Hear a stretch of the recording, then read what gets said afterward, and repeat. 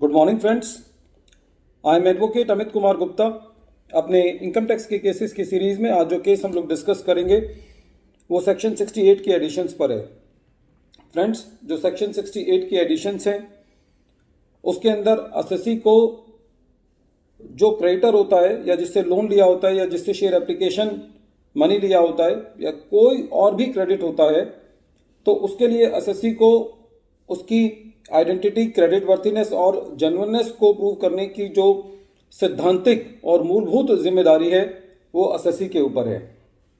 ये जो केस है जो आज मैं डिस्कस करूंगा वो सेक्शन 68 की ही एडिशंस पर है। केस का नाम है Umesh Chandra Gupta versus deputy commissioner of income tax. ये केस 14 जून 2021 को डिसाइड किया गया और matter 90 ITR tribunal page number 79 पर रिपोर्ट हुआ। मैटर आगरा की ITAT बेंच ने डिसाइड किया। इस केस में दो इश्यूज थे। पहला इशू ये था कि असेसी को पिछले सालों के अंदर डेरिवेटिव से कुछ इनकम्स हो रही थी जिसको असेसी जो है वो अपनी बिजनेस इनकम में ले रहा था, लेकिन ड्यूरिंग द असेसमेंट ईयर जिसकी असेसमेंट चल रही थी उस साल असेसी को डेरिवेटिव से लॉस हुआ, जो कि असेसिंग ऑफिसर साहब ने ये कहा कि ये लॉस जो है वो बिजनेस लॉस नहीं है और ये स्पेकुलेशन लॉस है। तो पहला तो इस केस में ये डिस्प्यूट था कि असेसी ये कह रहा था कि ये बिजनेस लॉस है और असेसिंग ऑफिसर साहब का ये कहना था कि ये स्पेकुलेशन लॉस है। तो इस मुद्दे पर ITAT ने ये डिसाइड किया कि जो डेरिवेटिव होते हैं उनसे जो भी इनकम होती है वो बिजनेस इनकम होती है और वो स्पेकुलेशन बिजनेस नहीं है, जब तक कि असेसिंग ऑफिसर इसके उलट बात के लिए कोई सबूत दे या कोई एविडेंस ऐसा असेसिंग ऑफिसर दे या कोई ऐसी अपनी ऑब्जर्वेशंस जो है वो दे जिससे ये पता चलता हो कि ये स्पेकुलेशन लॉस है। लेकिन यदि कोई भी एडवर्स फाइंडिंग्स असेसिंग ऑफिसर ने अपने असेसमेंट ऑर्डर में नहीं दी है तो जो डेरिवेटिव है उसका जो भी इनकम है वो बिजनेस इनकम मानी जाएगी। दूसरा इस केस में जो इशू इन्वॉल्व था वो ये था कि असेसी ने 6 लोगों से 6 लाख रुपए का अनसिक्योर्ड लोन लिया हुआ था। इसके ऊपर during the assessment proceedings assessee जो है वो अपने दस्तावेज नहीं दे पाया था, जिसकी वजह से असेसिंग ऑफिसर ने एसएससी की एडिशन कर दी थी। बाद में CIT अपील ने भी उन एडिशंस को अपील रखा और जब मैटर ITAT गया तो ITAT ने ये पाया कि जो असेसी ने जो 6 पार्टी से अनसिक्योर्ड लोन लिया था उसके जो डॉक्यूमेंट्स थे वो CIT अपील के पास सबमिट किए थे। CIT अपील ने असेसिंग ऑफिसर से रिमांड रिपोर्ट मांगी थी और जब रिमांड रिपोर्ट मांगी गई तो असेसी को उस रिमांड रिपोर्ट के दौरान असेसी को ये मौका नहीं दिया गया कि असेसी जो है वो जो 6 पार्टीज हैं जिनके पैसे जमा हैं उनमें से 4 पार्टीज को असेसिंग ऑफिसर के पास प्रोड्यूस कर पाए या उनके बारे में अपनी बात कह पाए। तो असेसी का मेन ITAT के सामने ये कहना था कि साहब ये जो 4 अनसिक्योर्ड लोन जिन लोगों से लिए हैं मैंने उनके बारे में मुझे रिमांड रिपोर्ट जब असेसिंग ऑफिसर ने CIT अपील को दी तो मुझे उस टाइम पूरी सुनवाई का मौका नहीं मिला और मुझे मौका दिया जाना चाहिए ताकि मैं उन पार्टीज को प्रोड्यूस करूं या उनके डॉक्यूमेंट्स जो है वो और दूं। तो इस मुद्दे पर ITAT ने ये कहा कि ये जो जहां तक कि 4 लोन्स का सवाल है जिसके लिए असेसिंग ये प्ली दे रहा है कि मुझको रिमांड रिपोर्ट के टाइम मुझे प्रॉपर अपॉर्चुनिटी नहीं दी गई, तो as far as those 4 loans are concerned, the ITAT reverted the matter to the CIT appeal for fresh adjudication।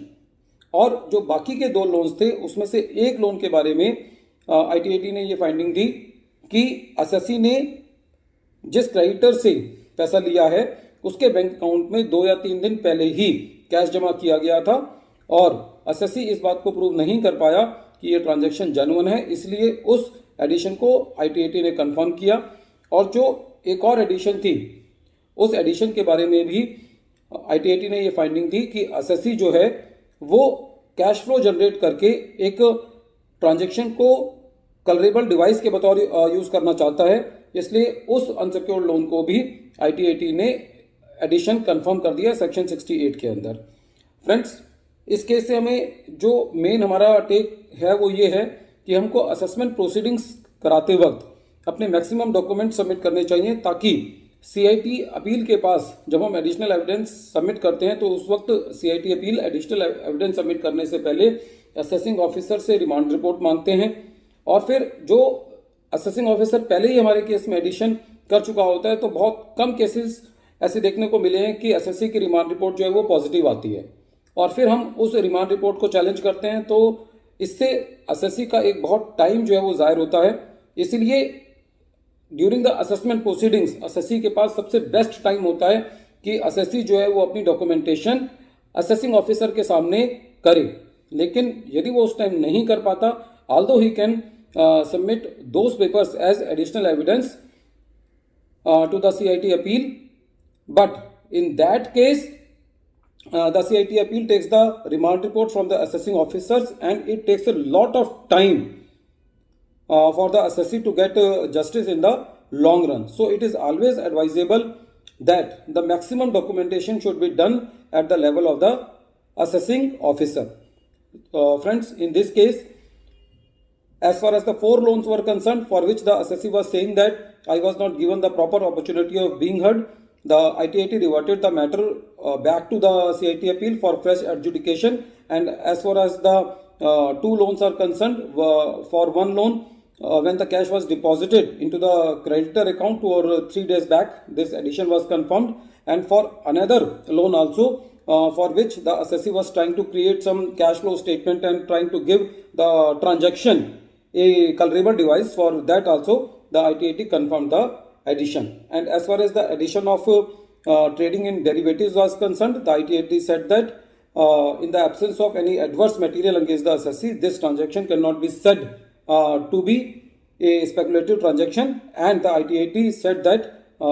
the income from the derivative was not a speculation and it was the business income.